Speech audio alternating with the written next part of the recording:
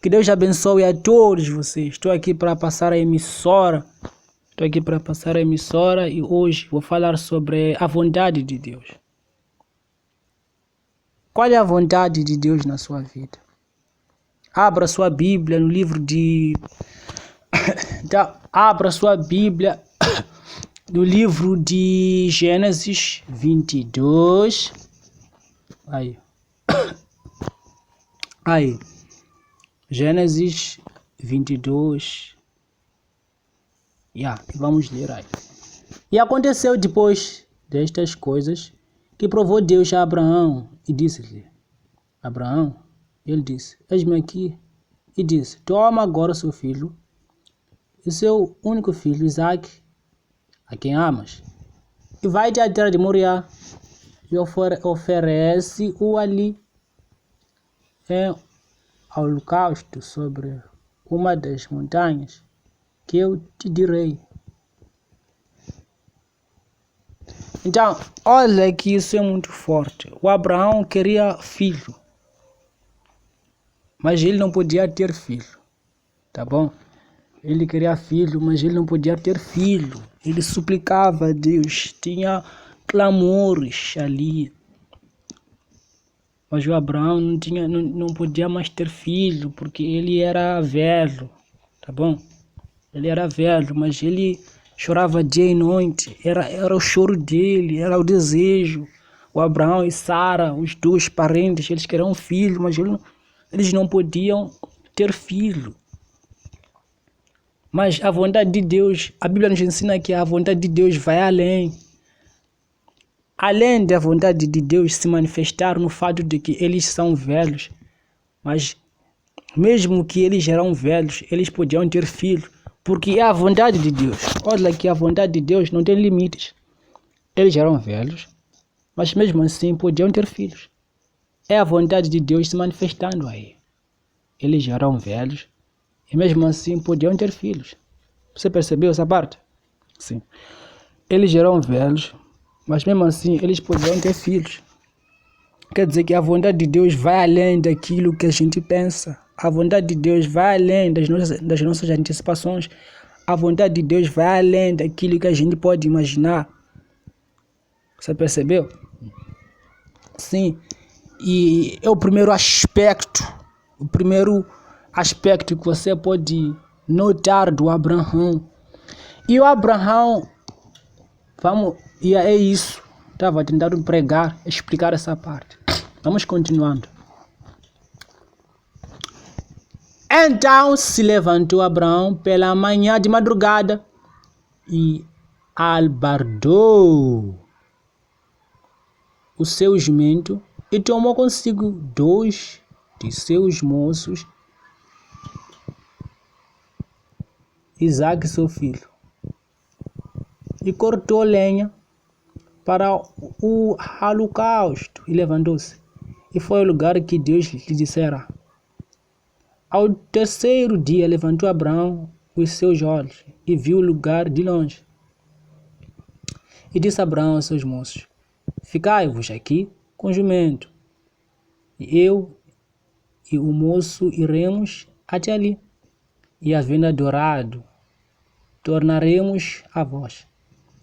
E tomou Abraão a lenha do holocausto e pô-la sobre Isaque seu filho. E ele tomou o fogo e o cutelo na sua mão, e foram ambos juntos. Então falou Isaque a Abraão seu pai e disse: meu pai. E ele disse: eis-me aqui, meu filho. E ele disse: eis aqui o fogo e a lenha, mas onde está o cordeiro para o holocausto? Onde está o cordeiro para o holocausto? E disse Abraão: Deus proverá para si o cordeiro para o holocausto, meu filho. Assim caminharam ambos juntos. Chegaram ao lugar que Deus lhe dissera. Edificou Abraão ali um altar e pôs em ordem a lenha. E amarrou o Isaque seu filho e deitou-o sobre o altar em cima da lenha. E estendeu Abraão a sua mão e tomou o cutelo para imolar o seu filho. Mas o anjo do Senhor lhe bradou desde os céus e disse: Abraão, Abraão.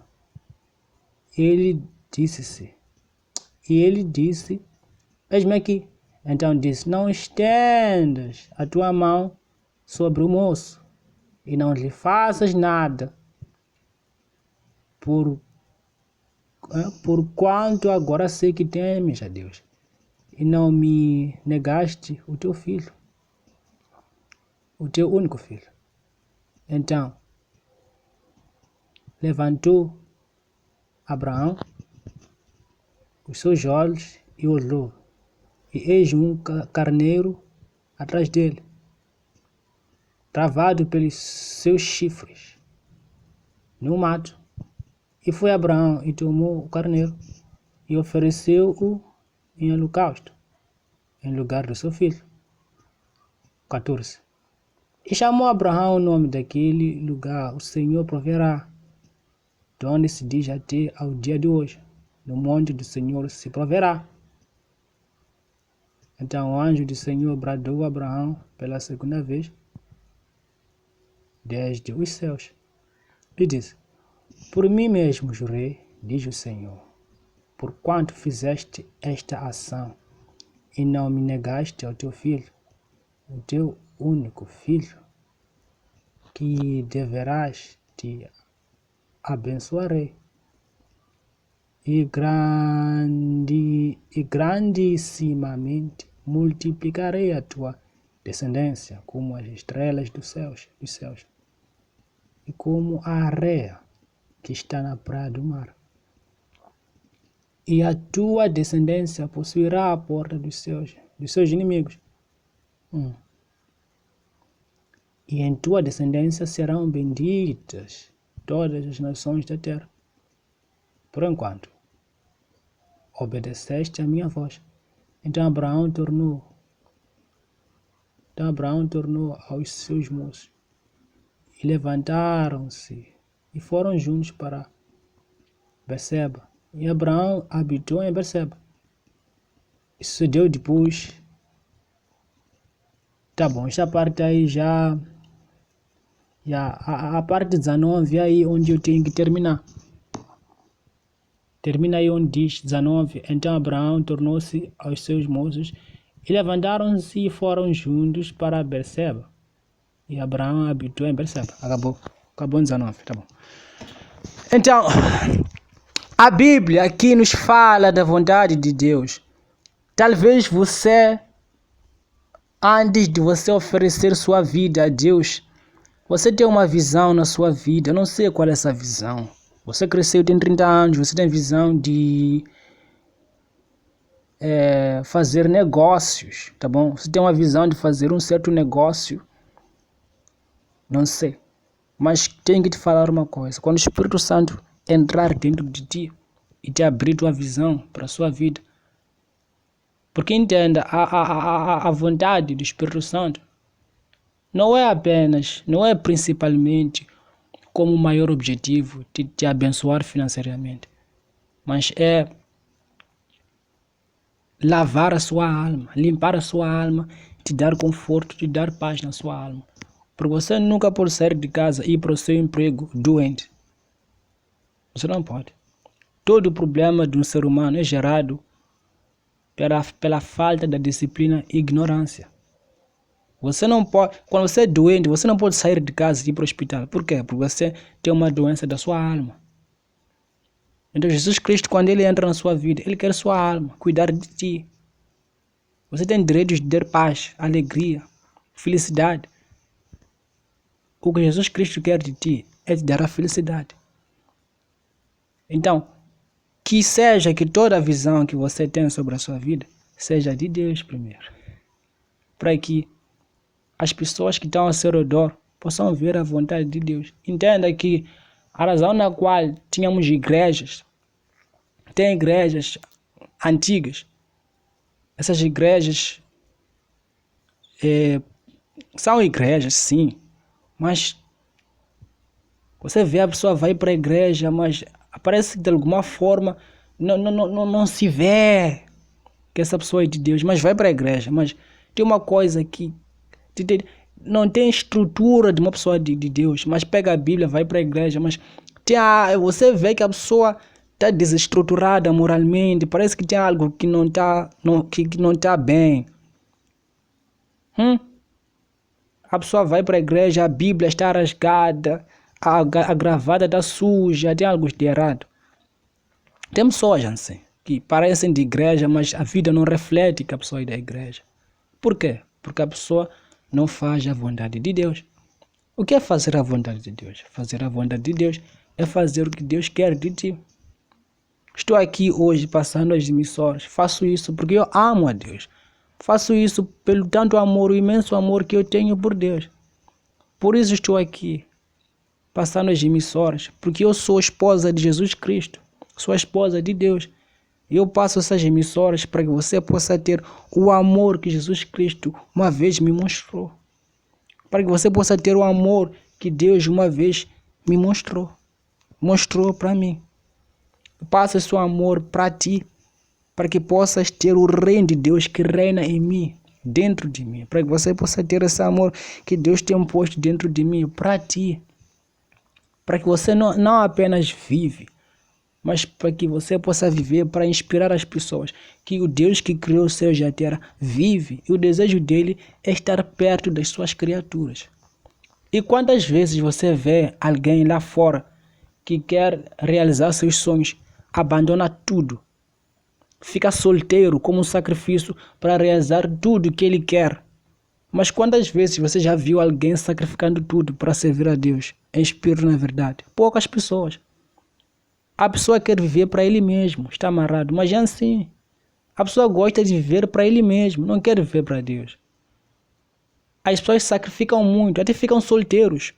Tem o Newton, o Sir Isaac Newton, o cientista da ciência, estava solteiro. Quando você segue a biografia dele, você encontra lá que o Newton era virgem. Nunca dormiu com uma esposa, nunca dormiu com ninguém, nunca dormiu com nenhuma garota. Isso era um sacrifício para ele conseguir alcançar os sonhos dele. Mas quantas vezes você vê uma pessoa sacrificando como o Paulo para fazer a vontade de Deus? Porque o Paulo sacrificou tudo que ele era para fazer a vontade de Deus. Mas tem muita gente que sacrifica. O Tesla, o Newton, o Einstein. Porque entenda, você não pode ser uma pessoa mentalmente forte se você vive para mulheres. Você não pode. Você não pode ser um homem forte se você vive para garotas, meninas. Você tem que se sacrificar, não é isso? O Einstein, o Tesla, o Newton. O Newton era solteiro. Não estou contra mulheres aqui. Só estou tentando te fazer entender. Porque um homem forte sacrifica. O tempo em que ele tinha que gastar com a namorada, ele sacrifica para fazer a vontade daquilo que ele quer alcançar. Tipo, as necessidades, os requerimentos daquilo que ele quer alcançar. E o Newton era um gajo que não tinha namorada, morreu sem namorada e foi conhecido como um lendário da história hoje. Por quê? Porque ele sacrificou para ter o que ele quer. Quando os jovens hoje em dia sacrificam para fazer a vontade de Deus, são poucos, pessoal. São poucos. Você conta 1, 2, 3. Os homens que amam a luz fazem tudo por causa da luz. Fazem tudo para que a luz se agrade na vida deles. Deus é a luz. Deus é a luz. Então, aqui, a história do Abraão, a Bíblia nos fala, pessoal. Filho, você que escuta. A Bíblia nos fala da vontade de Deus. A Bíblia nos fala da vontade de Deus. A vontade de Deus é você entregar toda a sua vida para Deus, para que o que Deus deseja para a humanidade, Ele possa fazer através de ti. Imagine, Deus vir para fazer na humanidade o que Ele deseja, os sonhos dele na humanidade se manifestarem através da sua vida. Imagine. Que coisa bonita. Que coisa bonita de ter perto de ti os sonhos de Deus na humanidade se manifestarem, se materializarem através de ti. Imagine. É um sonho muito grande, muito bonito. Coisa muito suave, muito bonito. É como um pintainho pequeno. Uma coisa muito bonita. Uma coisa fofa. Imagine. Imagine. Parece assustador, mas é perfeita e agradável. Como a Bíblia fala, a vontade de Deus é perfeita e agradável. Porque, olha, o Abraão estava assustado.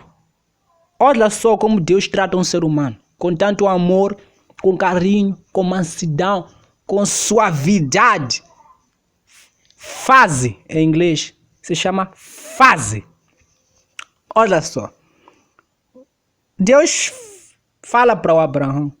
Porque olha, a obediência do Abraão fez Deus tão feliz, mas tão feliz, que embora que o Abraão era velho e tinha um desejo só de ter uns filhinhos, 3, 2, um filhinho. Deus se agradou tanto com a obediência do Abraão que Deus lhe deu uma multidão de filhos.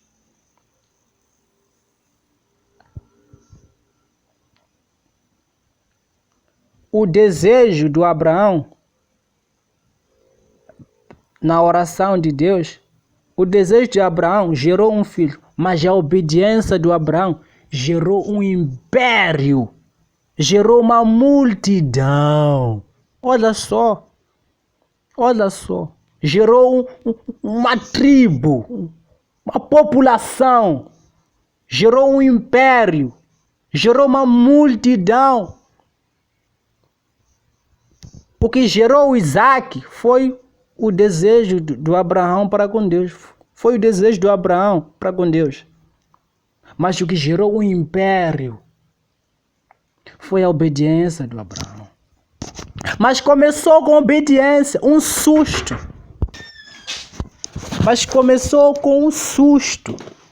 Deus deu um susto para ele.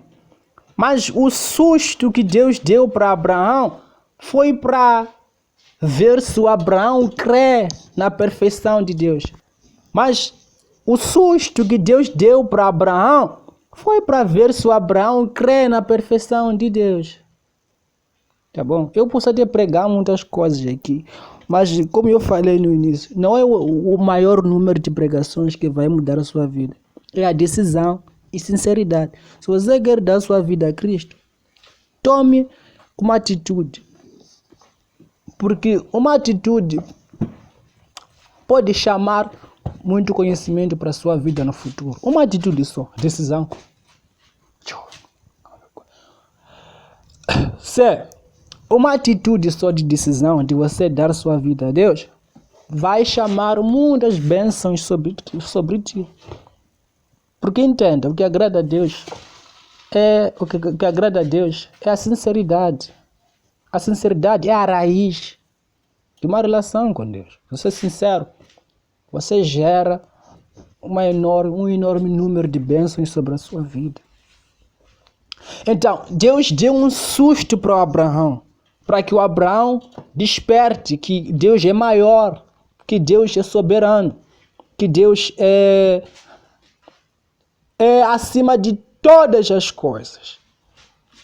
E o Abraão só estava chorando pela a dor dele de ver o filho para ser executado, para ser exterminado ou matado, qualquer seja que for, sacrificado, tá bom?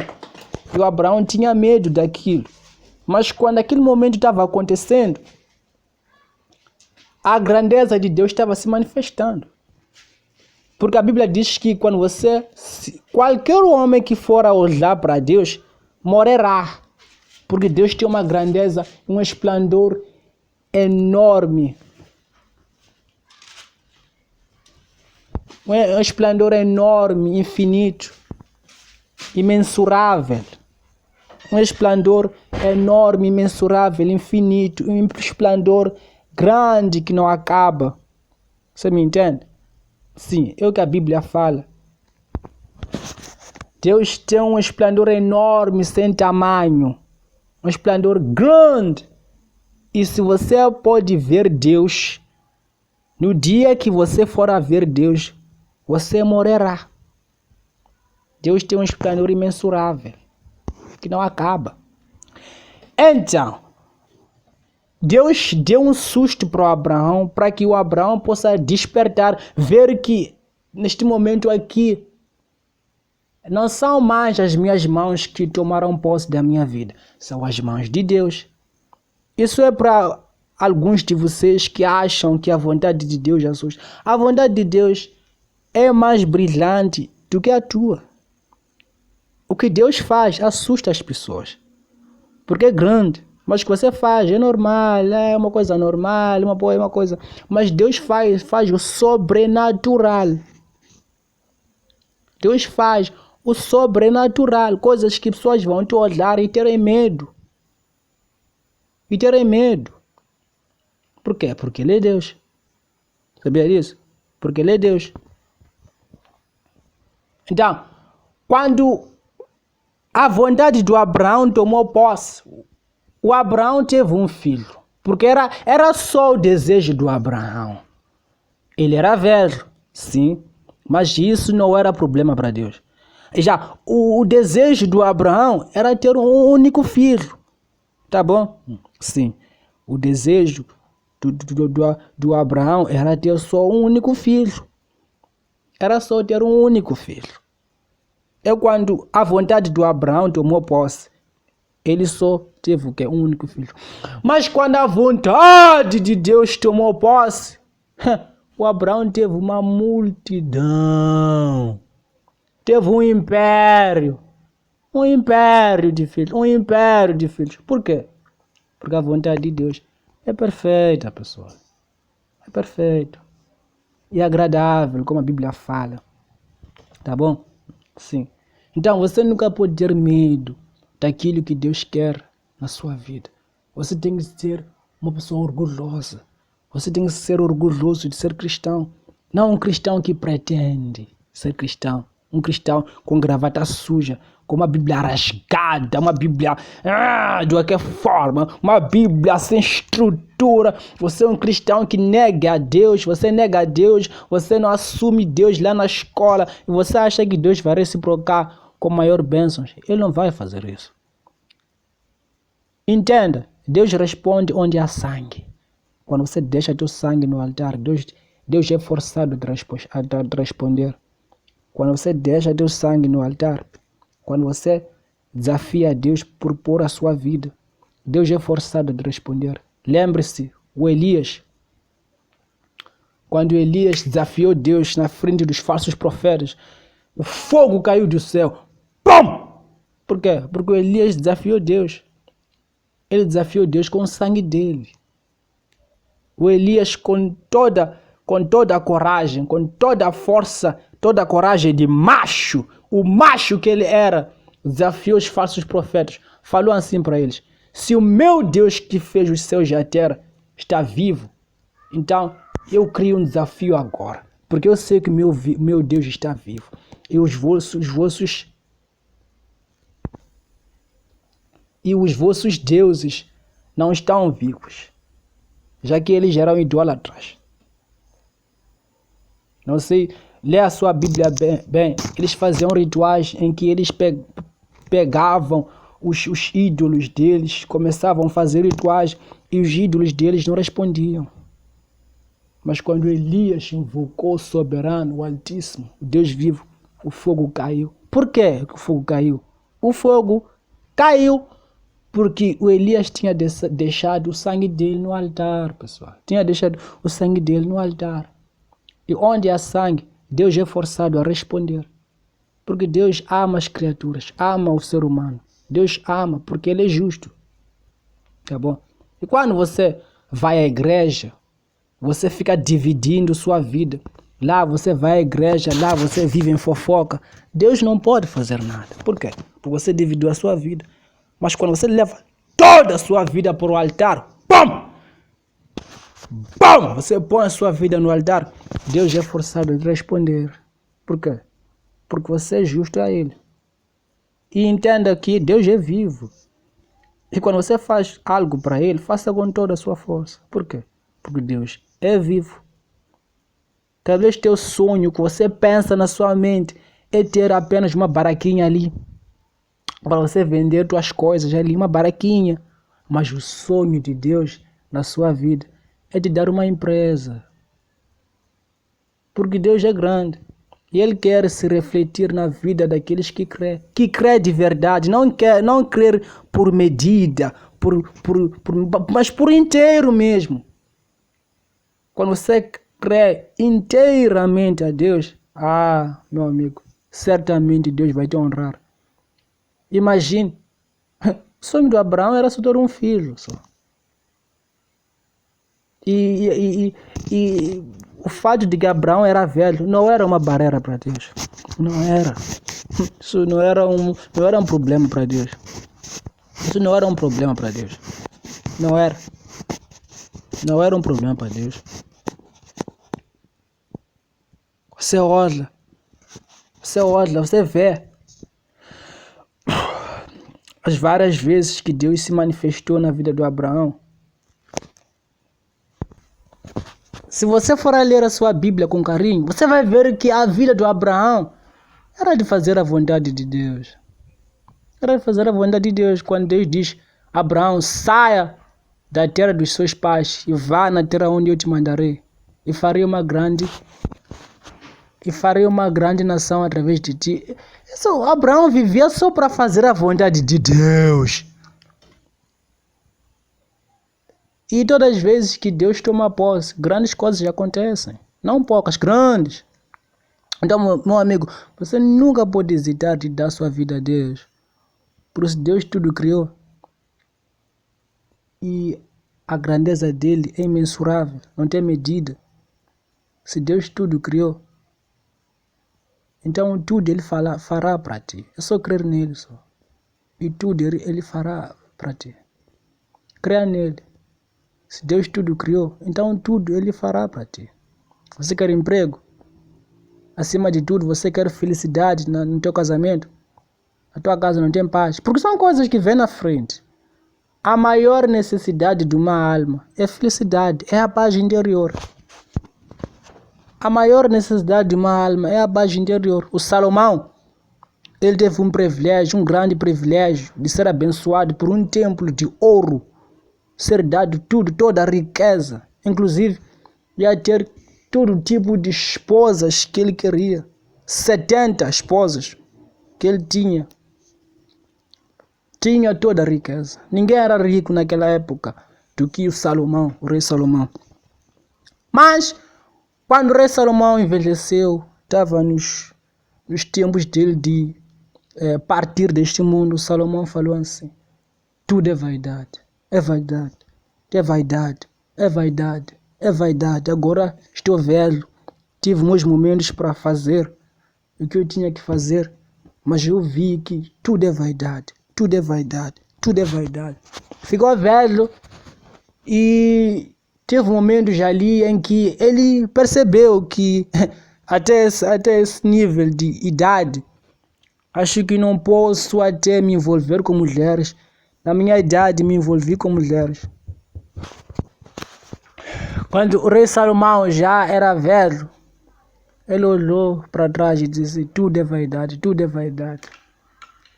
Quando ele já ficou velho e os desejos sexuais dele ficaram se acabando, ele já não tinha mais desejos sexuais, comparando a idade dele jovem, dos 25, sei lá, ou dos 30, ele já percebeu que de verdade a terra tem um prazo.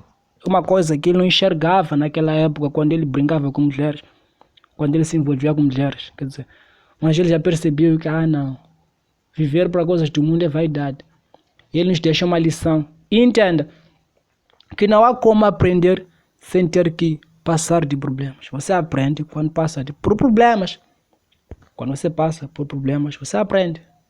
Percebeu? Você aprende quando passa por problemas. É quando você passa por problemas que você aprende. Sem ter que passar por problemas, você não aprende. Você só aprende quando passa por problemas.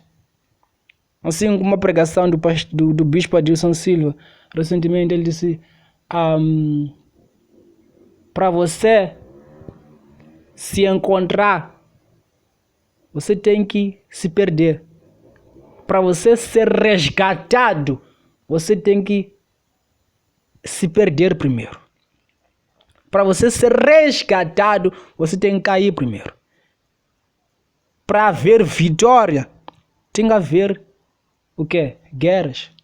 Onde você é oprimido, onde você é caluniado, onde você sei lá, opressão. Você é oprimido. Onde você sofre. Para você conhecer o nosso Senhor Jesus Cristo, que é o sofredor, que sofreu na cruz, para que houvesse vitória hoje, para que o aflito fosse ajudado, você tem que sofrer, meu amigo. O bispo Clodomiro falou recentemente, ele disse, os filhos dos pastores, eles nascem com aquela paz, aqueles mimos.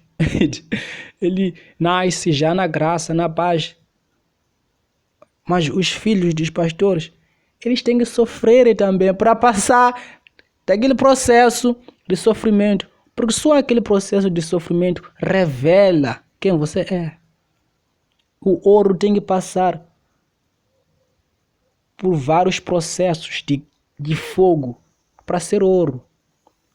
O processo na qual o ouro é feito é queimar, passar de fogo para que toda a impureza saia, para que o fogo saia, para que o fogo possa ser produzido. Não, para que o ouro possa ser produzido. Para que o ouro seja produzido, o processo tem que ser fogo para que toda a impureza saia. Assim vai ser um cristão. Para nascer um cristão forte, cheio de reverência, que não desiste, um cristão forte, mulheres fortes de Cristo, homens fortes de Cristo, tem que haver sofrimento, pessoal. Você tem que sofrer. Você tem que sofrer. Porque na tua dor, onde você aprende o que é vida. Se você nunca sofreu, você não vai entender o que é Jesus Cristo. Porque Jesus Cristo também sofreu. Foi um sofredor. Sofreu na cruz. Sofreu uma dor. Ele é o pai da dor. O pai do sofrimento. Não da dor, mas o pai do sofrimento. Ele ensina para você hoje. Você está passando por guerras? Eu passei também. Se eles lutarem convosco, lutaram comigo também. Ele é o pai do sofrimento. Você não fala nada para ele. Tudo que você passa, ele passou.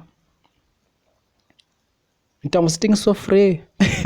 Não que estou te falando para sofrer, mas você tem que passar por guerras. Para você entender o que é vitória. Para você entender o que é ganhar. Para você entender o que é não desistir. Para você entender o que é vida. Porque vida é composta por batalhas. E por mais batalhas que você enfrenta, mais forte você fica. Não é motivação. É a realidade. Você tem que passar por isso para saber o que é vida. É isso. Então, por favor, leia a sua Bíblia em casa. Que Deus te abençoe. E bye bye. E que Deus te abençoe. E bye bye.